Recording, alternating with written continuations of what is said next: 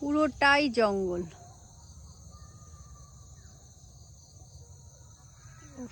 দেখো, তবে এখানে কিন্তু প্রচুর বিষাক্ত সাপ আছে, এটা আমি বলতে পারি, কারণ আমার ছোটবেলা এদিকেই কেটেছে, প্রচুর আসতাম। তখন অবশ্য পরিবেশটা এরকম এত জঙ্গলময় ছিল না, চাষবাস মানুষজন প্রচুর ছিল। এই যে জায়গাটা এখন আমবাগান দেখছো, এখানেও চাষ হতো, এটা পরে বাগান বানিয়ে দিয়েছে, যার জন্য সামনে